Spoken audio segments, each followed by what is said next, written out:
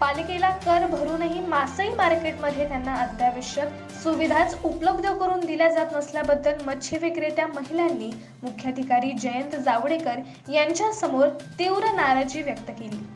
मासळी मार्केटमध्ये सध्या 150 मत्स्य विक्रेता असताना केवळ 70 कठडे उपलब्ध आहेत। त्यामुळे तत्काळ कठडे बसवण्याची कार्यवाही करावी अशी मागणी महिला मच्छी विक्रेत्या संघटनेच्या अध्यक्षा मनीषा जाधव यांनी यावेळी केली।